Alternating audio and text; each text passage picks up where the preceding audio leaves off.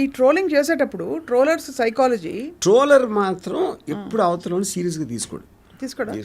ఎందుకంటే మీరు నోటీస్ చేయండి, అవతల వాడికి కూడా he knows is one of the many people. మీరు ఒకే ఒక్కడు కామెంట్ చేయడానికి 100 మంది 1000 మంది కామెంట్ చేయడానికి చాలా తేడా ఉంటుంది. మీరు గుంపులో గోవింద అయిపోతారు అక్కడ. యూనో, సో ఇప్పుడు మేమందరం ఒక క్లాస్ రూమ్లో వెనకాల కూర్చుని చాక్ పీస్లు ఇస్త్రీ లేకపోతే ఏదో కామెంట్లు చేసి అరిస్తే, not that we really think lecturer కోపం వస్తుంది, ఆయన హర్ట్ అవుతున్న ఉద్దేశం కాదు. We are just lost in our, that is ecosystem by itself. దానికి వేరే దాంతో సంబంధం ఉండదు. సో టీచర్ల మీద కూడా ట్రోల్స్ అవుతాయి కదా. ఒక సెకండ్ కూడా ఈ రేణుకా స్వామి అనేవాడు అమ్మాయి హర్ట్ అవుతుంది, దాని వలన కోపం వస్తుంది, అవన్నీ అంత ఆలోచించాడు. ఆలోచించినోడు చేయడు ఫస్ట్ ఆఫ్ ఆల్. అవును, అందుకే అంటే బట్ ఐ వండర్, చాలాసార్లు ట్రోలర్స్ ఏ మాట అంటే ఈ వ్యక్తి హర్ట్ అవుతారు, లేకపోతే ఈ వ్యక్తి ఆలోచితంగా కూడా చేస్తారు. అది ఆలోచిస్తారు 100%. అంటే ఇప్పుడు సేమ్ ఇప్పుడు ఒక టైగర్ ఉంది, ఒక జింకని తినాలి. ఇప్పుడు జింకకి పిల్ల ఉందా, జింకకి ప్రాణం ఉంది అని టైగర్ ఆలోచించదు. వాడు he's carried away by the creativity. నేను అలాంటి వాడిని తిట్టడానికి నాకు ఛాన్స్ వచ్చింది, ఇలా తిట్టడానికి. ఆడి క్రియేటివిటీ అంతా పెట్టి చేసి దాంతో ఆడు మురిసిపోతాడు. తర్వాత ఆడికి హిట్ ఎప్పుడు అవుతుంది, maximum number of people react అవుతారు ఇంటర్నల్ ఆడి సర్కిల్లో. సూపర్ హిట్ ఎప్పుడు అవుతుంది, ఎవరి మీద ట్రోల్ చేసి వాళ్ళు రియాక్ట్ అయితే సూపర్ హిట్ ఆ cinema. That is how it works. So react అయ్యి ఎంగేజ్ అయ్యాక అది ఎక్కువ అవుతుందా మీ, అంటే మీ ఎక్స్ట్రాపోలేషన్ మీ దీని ప్రకారం తగ్గుతుందా? ఇది ఇప్పుడు మీరు రియాక్ట్ అయ్యారనుకోండి, మీకు మేబీ ట్రోల్స్ పెట్టారు, అవును అని మీరు తలప్పగించేసి రియాక్ట్ అయ్యారు, లేచి మాట్లాడుకోండి ఎంత కావాలంటే అంత అని, వాడికి ఇంట్రెస్ట్ పోతుందా? ఆడంత చూసి దాన్ని రిజిస్టర్ చేస్తున్నాడు. ఎందుకంటే వాళ్ళు మోస్ట్లీ పనిలో ఉంటారు. పనిలేని వాళ్ళు ఏంటంటే అప్పుడు ఎప్పటికప్పుడు అప్పుడు వచ్చిన ఇష్యూ బట్టి ఆడ మైండ్లో వచ్చింది టపక్కని టైప్ చేసి పెట్టేస్తాడు. కానీ అలా అన్నాడు వాడు పట్టించుకోడు మాట, అంత థింక్ ఎవడు చేయడు అక్కడ. సో బేసికల్లీ నాకు అర్థమవుతుంది ఏంటంటే మీరు అనడం, ట్రోలర్స్ పనిలేని బ్యాచ్, ఈ పనిలేని బ్యాచ్ పట్ల రియాక్ట్ అవుతే ఇదిగో ఇతని కేసులో అయినట్టు, పవిత్రాకి అయినట్టు, అలాగే తను వెళ్ళి ఎస్కలేట్ చేసి ఆ తర్వాత అతనే పాపం అన్యాయంగా ఇంతమంది ఫ్యామిలీస్, ఇప్పుడు పాపం రేణుకాదాస్ అతను ఎంత ట్రోలర్ అని ఆ టైంలో వాళ్ళ కోపం వచ్చినా పాపం అతని ఫ్యామిలీస్ అట్ రిస్క్ కదా సార్ ఇప్పుడు. అంటే నేను అదే చెప్తున్నాను, మీ కోపం వచ్చినప్పుడు ఒకరిని చెంప మీద కొట్టాలి అంటే వాడికి ఫ్యామిలీ ఉందా, వాడికి పిల్లలు, ఇవన్నీ ఆలోచిస్తారా? Because you're consumed by your anger. Correct. At the time మీకు గుర్రం కళ్ళు వేసినట్టు అది వేరేది ఇంకా కనపడదు. ఆలోచించినప్పుడు మీరు చేయరా పని అసలు. అది నేను చెప్పేది. Your inability to control your temper and having the opportunity to do it.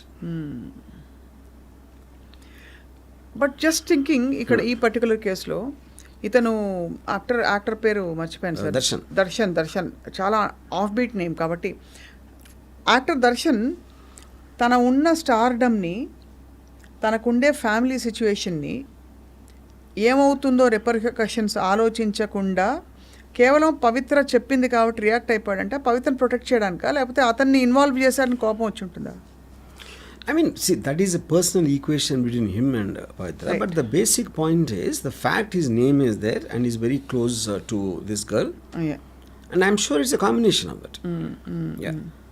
So he might have done, ఇప్పుడు మా చెల్లెల్ని నేర్పిస్తే నేను వెళ్ళి ఎవడో కొట్టచ్చు, నేను లేకపోయినా, లేకపోతే నా ఫ్రెండ్ గురించి ఏదైనా చేయొచ్చు. So that is a question. అంటే ఇట్ ఈస్ 2 things.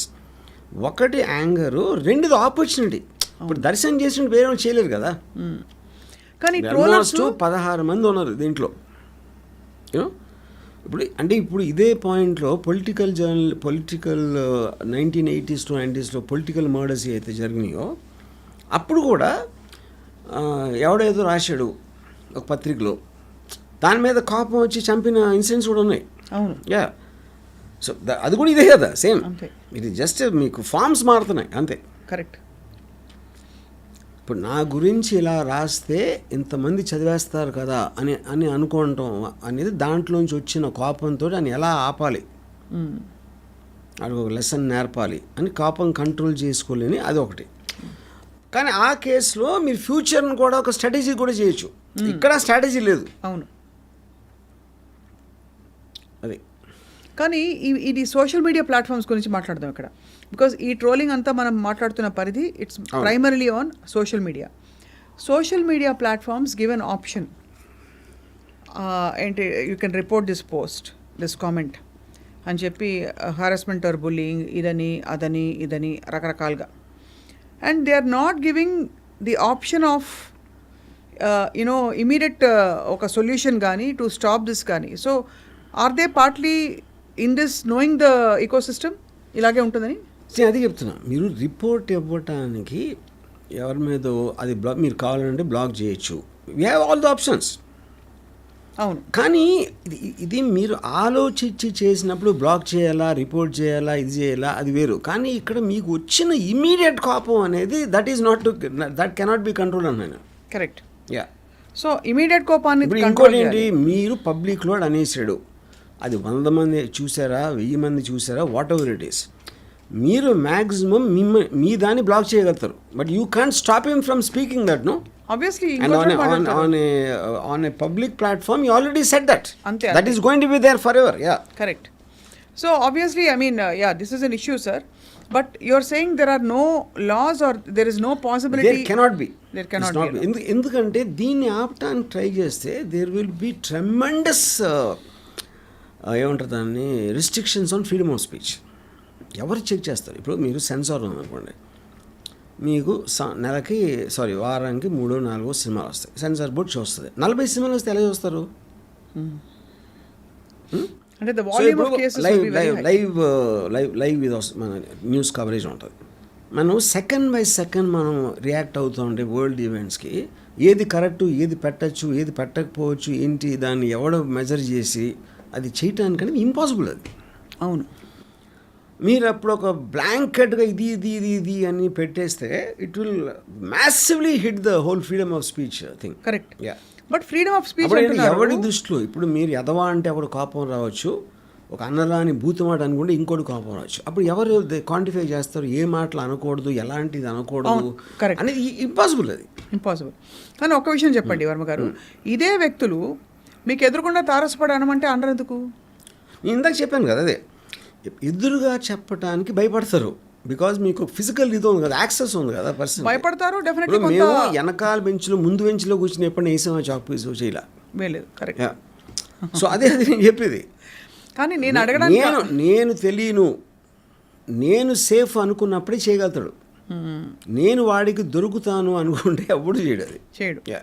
ఎందుకు అడుగుతున్నా అంటే ఈ పాయింట్ కూడా ఆబ్వియస్లీ ఇలాంటి కామెంట్స్ చేసేటప్పుడు ఒక వర్చువల్ స్పేస్లో ఒక ఇమాజినరీ హీరోయిజం ఆర్ నేను చూడబడుతున్నాను అనే ఒక డాష్తో పెడతాడు వాడు. That will depend upon because చాలా మంది నోటీస్ చేస్తారు sir, because many cases I've seen పోలీసులు మిమ్మల్ని ఇంట్రాగేట్ చేస్తారని, బ్రేకింగ్ న్యూస్ అని పెడుతున్న టైమ్స్లో కూడా వాళ్ళందరూ వచ్చి మీతో సెల్ఫీలు దిగారు.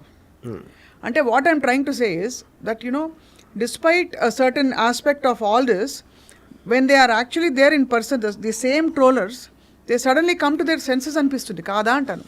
సో అట్ ద పాయింట్ అది అక్కడ ఏంటంటే they will only pick and choose what they can troll. Anything which is not suiting to the troll they will conveniently ignore that aspect. Correct. Media కూడా అదే చేసేది. అవును, అంతే. సో ఇప్పుడు పోలీసులు ఎప్పుడు చెప్పలా. ఇప్పుడు for example if you look at that famous drug case, చార్మిని, జగన్ని అందరిని పిలిచారు కదా, police never said they had drugs. వాళ్ళు ఎప్పుడు వీళ్ళ దగ్గర డ్రగ్స్ పట్టుకున్నాం అది ఏమీ చెప్పలా. Everything is speculated by the media. అవును. ఓకే. అప్పుడు ఏంటి, అరే వీళ్ళందరూ డ్రగ్స్ తీసుకుందాం అందరూ everybody is all over the place. అవును. చివరికి ఏమైంది ఏమవలా. కరెక్ట్. ఎందుకంటే they go by the process. అవును. ఇప్పుడు నన్ను పిలిచారు, okay, it was like a civil. ఎందుకంటే they did not charge me, they did not say that is అనే చేసేసాడు అని మీడియా స్పెక్యులేషన్ అది. అవును. వాళ్ళే చెప్పేసారు ఇలా అవ్వలేదంటే మళ్ళీ వాళ్ళే ఆశీర్వాదారు అవతల వాళ్ళు చెప్పకుండా. అది కంప్లీట్లీ డిఫరెంట్ బాల్ గేమ్. అది speculation and conspiracies. Coming back to trolling, ఇప్పుడు నేను అంటే the best example I can give is, if he was ignored, none of this would have happened. Absolutely. అది established beyond doubt. అంటే a nobody was a good for nothing bum ఆడికి సంబంధం లేని విషయంలో ఎవరికో కోపం తెప్పించి ఎందుకు కోపం వచ్చిన మాత్రం చంపాలంటే అది వేరే section, that is a completely different department. Correct. ఎందుకంటే మీరు ఒక అన్నామకుడు ఆడెవడో జస్ట్ నాకు తెలిసి ఆడు 10,000 ఎంతో ఉన్నట్టు జీతం, ఆడు స్కూటర్ మీద తిరుగుతాడు, రేణుకా స్వామి. వాళ్ళంటి వాడి మీద మీరు పగ తీర్చుకుని మీ 10 ఏళ్ళు మీరు జైల్లో కూర్చుంటే అది అసలు దాన్ని ఏమంటారు మీరు? I think it is stupidity. కానీ కోపం అనేది ఎమోషన్ కాబట్టి స్టూపిడిటీని కూడా కేర్ చేయదు. బట్ మీరు ట్రోలర్స్ మైండ్ సెట్ గురించి మాట్లాడారు. యాక్చువల్గా నేను ఒక ట్వీట్ పెట్టాను సార్. ఇప్పుడు ఏంటి, దర్శన్ కారు కూడా ఆ బాడీ ఉన్న కారు వెనకాలకి వెళ్ళి అది సీసీటీవీ ఫుటేజ్ దొరికి ఇవన్నీ చూస్తే ఇప్పుడు స్క్రీన్ ప్లే అయిపోయిన తర్వాత సినిమా తీస్తారు. అది లెక్క ప్రకారం అది జరగాలి. చాలాసార్లు డైరెక్టర్లు ఏదో బద్ధకంతోనూ మనసు మార్చుకుని షూటింగ్ అప్పుడు కూడా స్క్రీన్ ప్లే రాస్తూ ఉంటారు. అవును, మార్చి. ఈ దర్శన్ మర్డర్ కేసు ఏంటంటే సినిమా రిలీజ్ అయ్యాక రాస్తున్నారు స్క్రీన్ ప్లే. అది ఇలా అయి ఉంటుంది, అలా ఉంటుంది కాదు, ఇలా అయ్యింది, ఇలా అంటే అయిపోయింది. సినిమా రిలీజ్ అంటే ఏంటి, ఆడు పోయాడు, అవును, బాడీ కూడా దొరికిపోయింది. అప్పుడు దే స్టార్టెడ్ రైటింగ్ ఎలా జరిగి ఉంటుంది అని ఒక నేరేటివ్ ఇవ్వడానికి వాళ్ళు స్క్రీన్ ప్లే రాస్తున్నారు. And every time they are doing it, they are getting caught. మీరు అన్నది 100% రైట్. అంటే in terms of the idleness, the idle చాలా మంది స్టూపిడిటీ. అసలు ఏంటి, ముగ్గురేళ్ళు కన్ఫ్యూజ్ చేయటం ఏంటి, మాకు మేము ఫైనాన్షియల్ డిస్ప్యూట్ మళ్ళీ చంపామంటే మీకు అసలు టైం లేదు, ఆలోచించడానికి కూడా టైం లేదు. నిమిషాల మీద డిసిషన్ తీసుకోవాలంటే ఎంత ఆలోచిస్తారు అసలు మీరు? అంతే కదా. ఇప్పుడు అక్కడికి ముగ్గురిని పంపించారు. ముగ్గురిని పంపించి మీ ముగ్గురు మేమే చంపాం అంటే వాళ్ళు వినేస్తారు, ఇన్వెస్టిగేషన్ క్లోజ్ అయిపోతుంది అని ఉద్దేశం. కానీ అక్కడ ఉన్న ఇన్స్పెక్టర్ అడిగేసాడు, ముగ్గురిని ఇచ్చారు, వేరుగా అడిగాడు, వేరుగా అడితే వేరు చెప్పారు. అది ఇలా యాంటిసిపేట్ చేయాలి, ఎందుకంటే టైం లేదు కాబట్టి. So I don't know if I have to feel sad for that guy who died. I feel equally sad for all of them. అసలు వాళ్ళకి సంబంధం లేదు ఆ ఫ్యాన్స్కి. వాళ్ళు ఏదో దర్శన్ ఇంప్రెస్ చేద్దామని వాళ్ళు చేశారు. దర్శన్ ఉన్న పలుకుబడితోటి మమ్మల్ని ఏం చేయట్లే అని అనే ధైర్యంతో వాళ్ళు ఏదో కొట్టారు. అది ఆడికి ఎక్కడో తగిలి. ఎందుకు why would anybody want to kill him? There is no reason. ఇప్పుడు వాళ్ళకేం పర్సనల్ లేదు కదా దాని మీద. అబ్సల్యూట్గా. సో ఈ 16 మంది జీవితాలు పోయినట్టే కదా. అవును, అతను అట్లీస్ట్ పోయాడు, వీళ్ళు బతికొండగా చచ్చిపోయినట్టే. ఇప్పుడైతే దర్శన్కి వి డోంట్ నో, బట్ పెద్ద శిక్ష పడి he could be in jail for a while. See from అంటే నాకు ఎంతవరకు obviously I'll only go by whatever police said so far.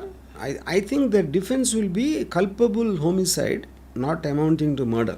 అంటే మీరు చంపాలనే ఇంటెన్షన్తో చేయాలి. మర్డర్ అనేది మీరు చంపటానికి తీసుకున్న నిర్ణయం, ప్రీమేటెడ్ మర్డర్ ప్లాన్ ప్రకారం. ఎందుకు ప్లాన్ ప్రకారం?